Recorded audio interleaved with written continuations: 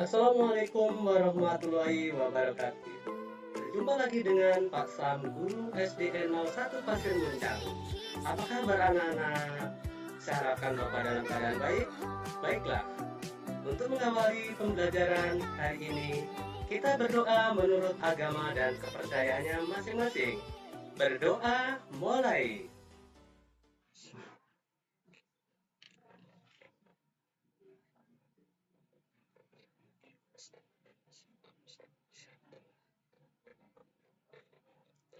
Selesai. Baiklah anak-anak, untuk mempersingkat waktu, mari kita awali pembelajaran hari ini pada tema 7. Semangat anak-anak.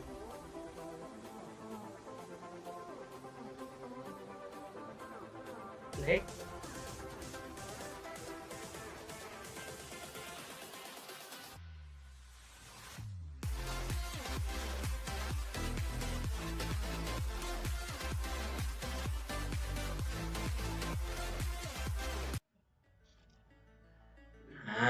Menurut kamu, ya, coba kelebihan semut, kita bicara kelebihan semut ya Nana ya. Terus kekurangannya apa? Semut ya, kelebihannya kita lihat. 1, pasti ada pantang menyerah atau kerja keras.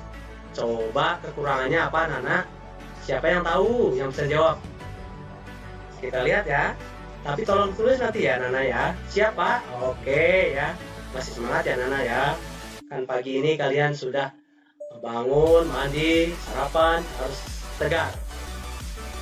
Nah, mudah pelupa ternyata semut Nana ya. Semut itu apa? Mudah pelupa. Jadi ada istilah Nana ya. Ada istilah gini. 1 ekor enzim semut dapat menyebabkan lupa 40 hari lamanya. Nah, saya ulang ya. Jadi selain ada kelebihan, semut pun ada kekurangan. Dia adalah pelupa. Karena dia 1 ekor semut istilahnya dapat menyebabkan enzim ya, maksudnya lupa 40 hari lamanya. Anak-anak ya, tolong disimak baik-baik anak-anak ya. Kita lanjut pemaparannya. Kemudian ada pertanyaan lagi Bapak. Oh iya, ini yang di bawah.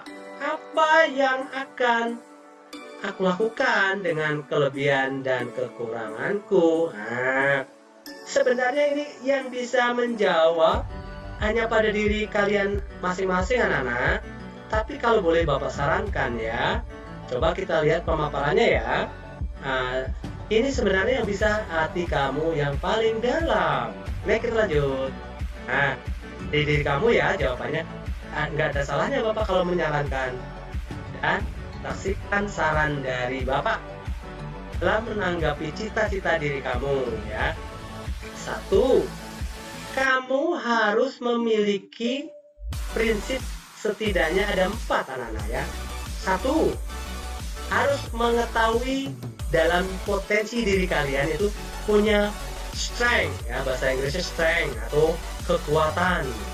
Yang kedua, weakness atau kekurangan. Yang ketiga, opportunity ya, artinya peluang.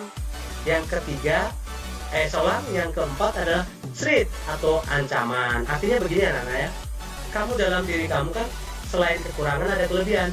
Nah, kelebihan itu kita gali semaksimal mungkin untuk menutupi segala kekurangan ya. Ini saran dari Bapak.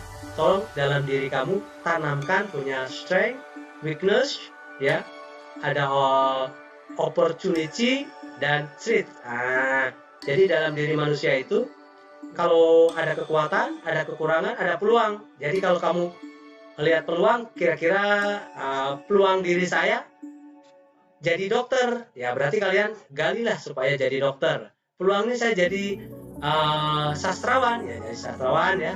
Kalau kita jadi pengusaha ya, seperti itu. Dalam bidang apapun, kalian harus mempunyai prinsip-prinsip supaya kalian tidak gagal dalam menjalankan hidup ini anak ya. Ada strength, weakness, opportunity, threat itu disingkat biasanya SWOT anak-anak. Nah, disingkat apa? SWOT, ya. Singkatan dari yang masing-masing 1 sampai 4. Next, kita lanjut pembelajaran berikut.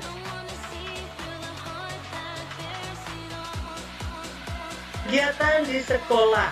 Nah, kalau bicara di sekolah mah mudah anak-anak ya. Dan alasannya apa? Membutuhkan gotong royong.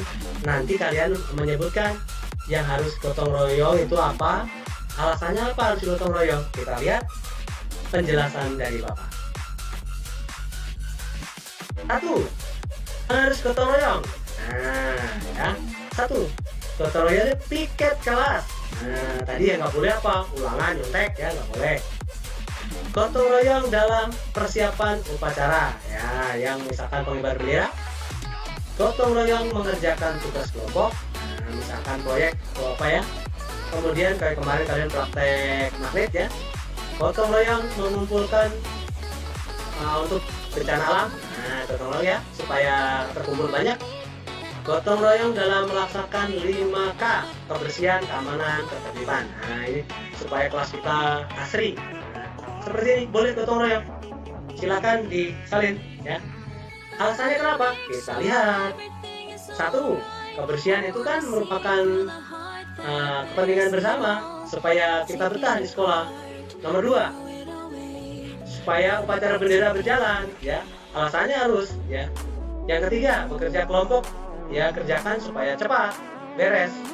Yang keempat, mengumpulkan secara bersama-sama supaya lebih besar. Nah, hasilnya ya. Yang kelima, yang terakhir, pekerjaan cepat selesai anak-anak ya. Next, kita lanjut materi berikutnya.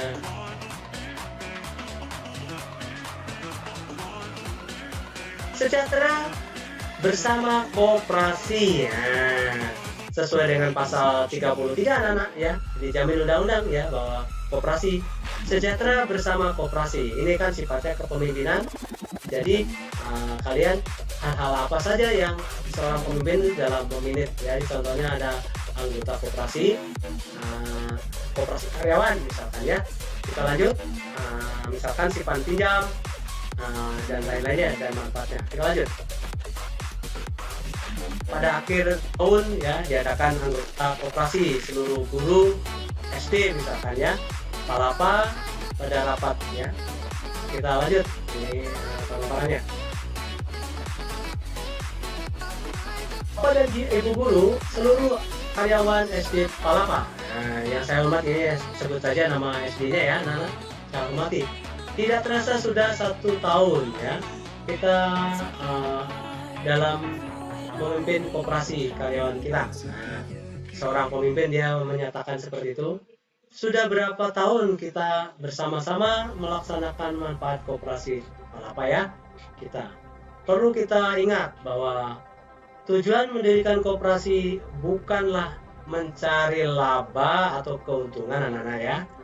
Koperasi karyawan ini didirikan untuk meningkatkan kesejahteraan. Tujuannya ada kesejahteraan anggota anak-anak ya.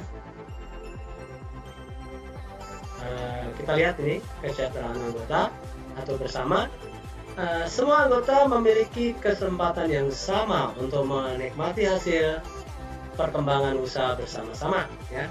Bapak Ibu keluarga, ibu kekeluargaan dan kebersamaan merupakan modal yang utama. Jadi kalau koperasi ya paparnya ini pemimpin, jadi modal utamanya itu bukan modal gede tapi kebersamaan ya utama ya koperasi ya.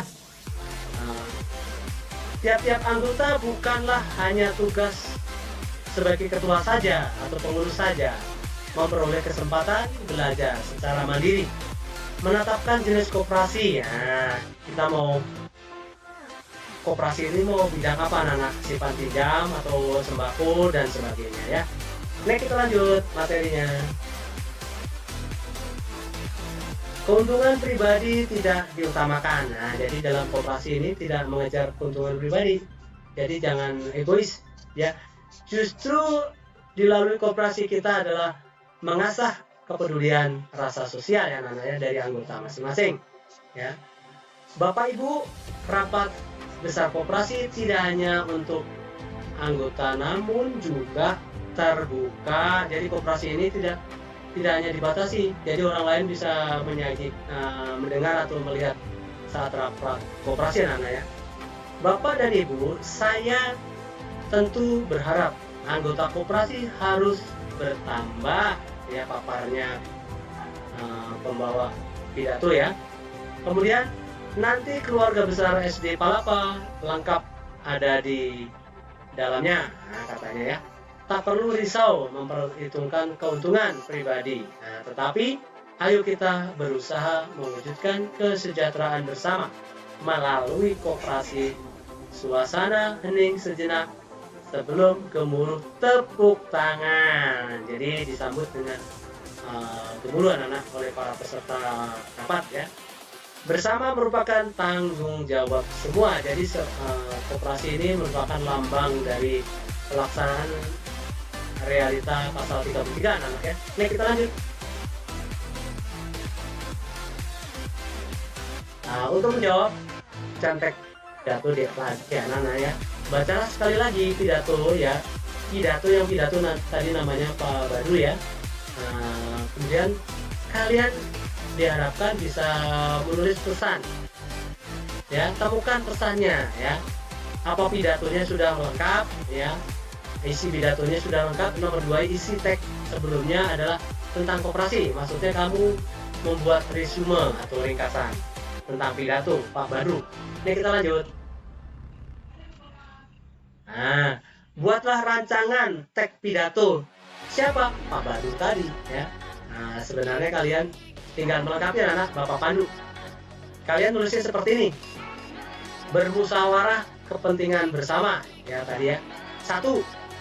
Ini ya. Salam apa? Berarti kalau pidato harus ada salam apa?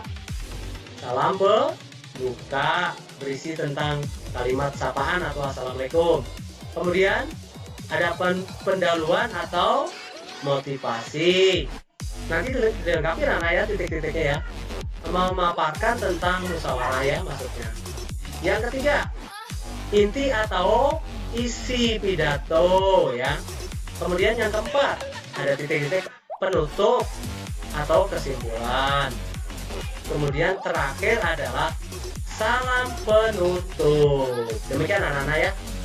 Saya mengulang supaya kalian bagian-bagian pidato itu salam pembuka, pendahuluan, inti atau isi, penutup, dan salam penutup ya. Demikian kalian supaya terampil anak-anak ya, dilengkapi. Nah kita lanjut. Cukup sekian pembelajaran hari ini anak-anak. Mudah-mudahan apa yang saya berikan pembelajaran hari ini bisa bermanfaat untuk masa depan dan selalu menjaga prokes agar kalian sehat. Mudah-mudahan di lain kesempatan kita bisa tatap muka. Terima kasih. Assalamualaikum warahmatullahi wabarakatuh.